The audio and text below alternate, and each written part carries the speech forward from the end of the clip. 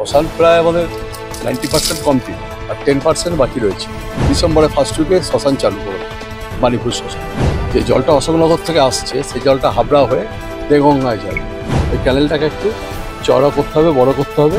হাবড়ার জন্য 27 কোটি টাকা স্যাংশন হয়েছে। আগের যে সরকার 34 বছর ছিল তারা এক মিটার ড্রেজিং করে। তো সমস্যা হলেই তো সমাধান করতে হবে, আর আমি সমস্যাকে চ্যালেঞ্জ নিই। হাবড়ার ভাগ্য বদলের এক নতুন অধ্যায় গড়তে চলেছেন বিধায়ক জ্যোতিপ্রিয় মল্লিক। বর্ষায় আর হাবড়ায় জমা জলের কষ্ট আর নয়, জল নিকাশিতে এবার 27 কোটির মাস্টার প্ল্যান।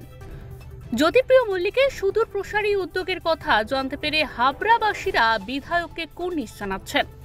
হাবড়ার উন্নয়নে এবার জোয়ার আনতে বদ্ধপরিকর বিধায়ক জ্যোতিপ্রিয় মল্লিক। তার একগুচ্ছ পরিকল্পনা এবং রাজ্য সরকারের সহায়তায় হাবড়াবাসী এবার জল যন্ত্রণা থেকে মুক্তি পেতে চলেছে। শুধু তাই নয়, বছর শেষের আগেই হাবড়া পেতে চলেছে অত্যাধুনিক ইলেকট্রিক চুল্লি, যা হাবড়া এবং তার পার্শ্ববর্তী এলাকার মানুষের জন্য এক বিরাট স্বস্তির কারণ হবে। বিধায়ক জানালেন, বাণীপুর শ্মশানঘাটে অত্যাধুনিক ইলেকট্রিক চুল্লি নির্মাণও প্রায় শেষের পথে। এটি চালু হলে পরিবেশ দূষণ যেমন কমবে, তেমনি শ্মশানে অন্ত্যেষ্টির জন্য অপেক্ষার সময়ও কমে আসবে। এই প্রকল্পটি মানুষের জীবনের শেষ যাত্রাকেও একটি সম্মানজনক রূপ দেবে।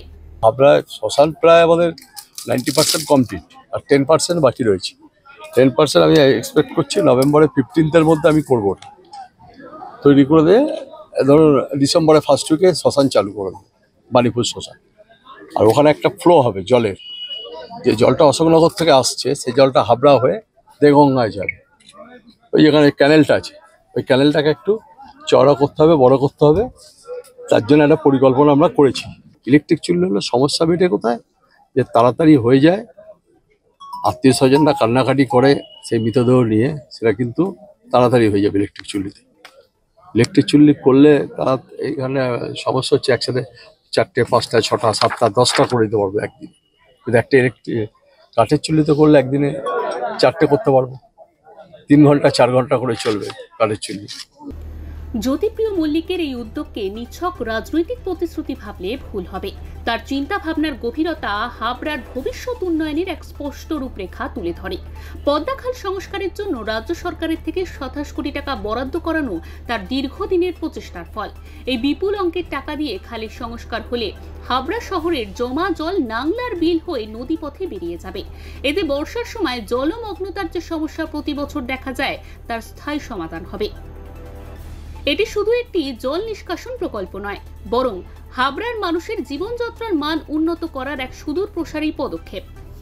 হাবড়ার জন্য 27 কোটি টাকা স্যাংশন হয়েছে।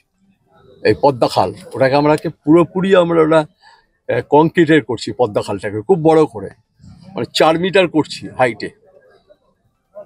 করার একটাই কারণ হচ্ছে যে জলটা যেন, যত জলই হোক হাবড়া টাউনে, সেই জলটা যেন বেরিয়ে চলে যেতে পারে। এরই 4 মিটার তার হাইট করছি। এটা থাকবে 2 মিটার, আর ওপরটা থাকবে, এটা থাকবে লম্বাটা থাকবে, ডেপথটা থাকবে 4 মিটার। ওই জলটাকে যদি আমরা বার করে নাগলায় ফেলতে পারি, আর নাগলার জলটা যদি বেরিয়ে যায়, যদি আমরা এখানে ড্রেজিং করে যদি লকগেট 3টে লকগেট করে যদি বার করে দিতে পারি, তাহলে আমাদের ইয়েটাও বাঁচবে, কুমড়ো অঞ্চলটাও বাঁচবে, মৎস্যন্দপুর 2-1টা পোর্শন, বড় বড় পোর্শনও বাঁচবে।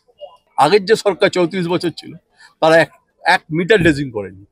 তারা ভাবেই নি এরম ভাবে যেরকম হতে পারে, একটা জল হতে পারে। এরপরে হয়তো আরো 5 বছর বাদে হয়তো 120 জল হলো, জল হলো। তুমি ভাবতে পারছো, সে খুব বাড়ি ফাড়ি সব উড়ে যাবে, কারোর বাড়ি থাকবে না। সুতরাং ড্রেজিংটা খুব মাস্ট।